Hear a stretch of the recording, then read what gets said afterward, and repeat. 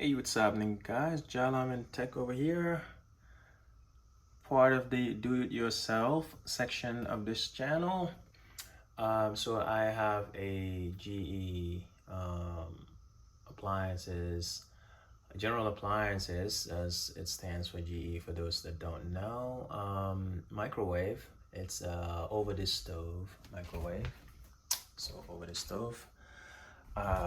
That whenever I try to use the sensor cooking to either defrost by weight or do a microwave, popcorn, we're using the popcorn option right here. Couldn't see it for a second. Or reheat or anything like that, or I'm doing potatoes, it would go in halfway and it would beep really loud beeps and saying replace sensor or sensor error. All right, so I spoke with GE and they finally sent me a replacement sensor, which I will show you. It's right here. This is the steam sensor. That's what's going bad.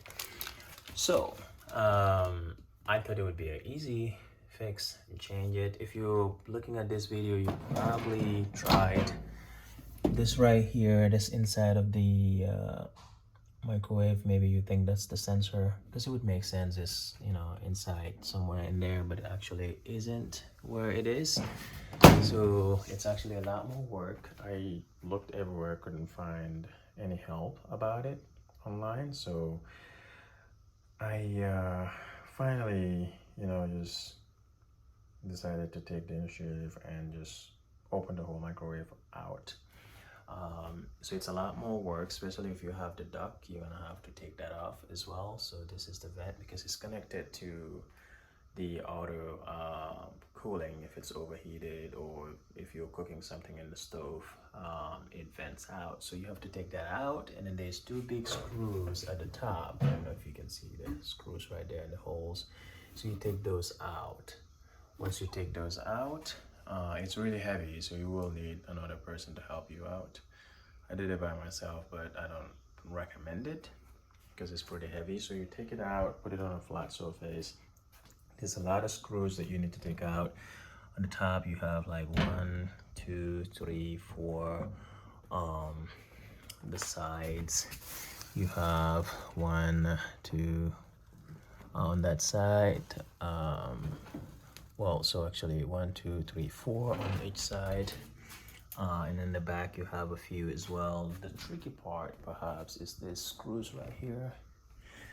It's like an Allen wrench kind of, but then at the same time it has like one of those pointy things in the middle. Don't know what they call it, but it's like a key unlock thing that you need. So what I ended up using is a plier.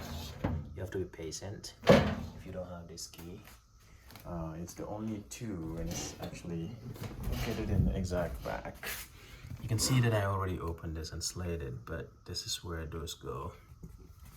Right over there, over on that side. So yeah, just go around, look for screws.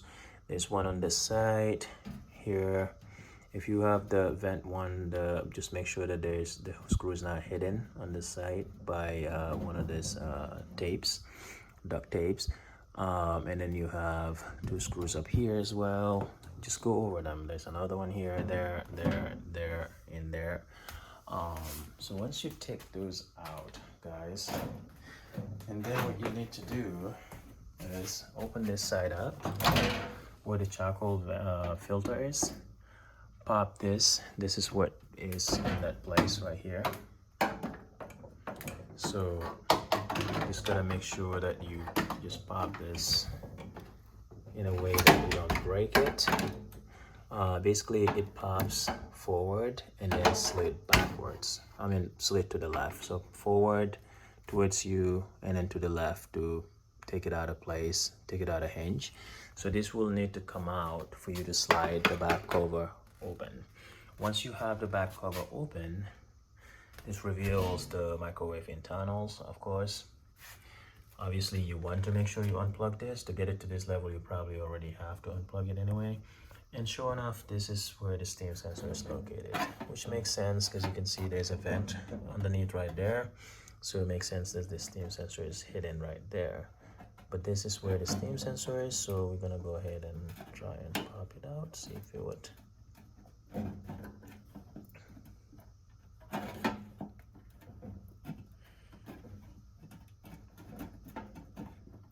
Okay, so it's resisting a bit here.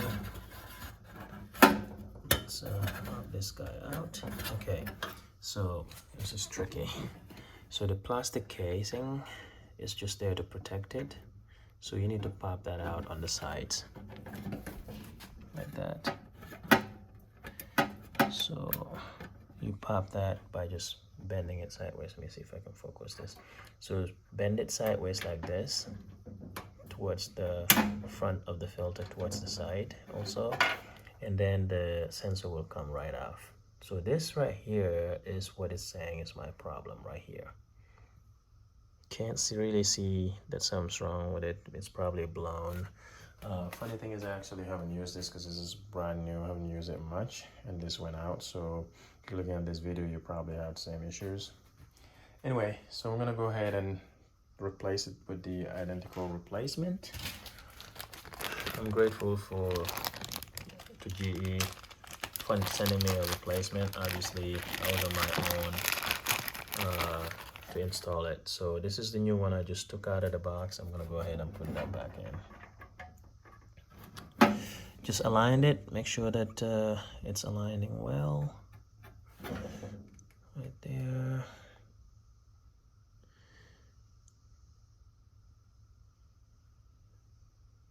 It doesn't look like it's a case of positive and negative, so just have it the way that the writings are showing up. And just kind of align it. Once you get it right, it will go in. It will go in right once you get it right. So just slide it around.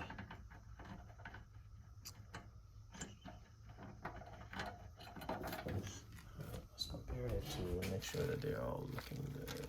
Hopefully the G sent me the same exact one. So this is the old one. Yep, so the same connectors, just gotta find the alignment right. Okay, let's see here. There it is. So I got it in right there.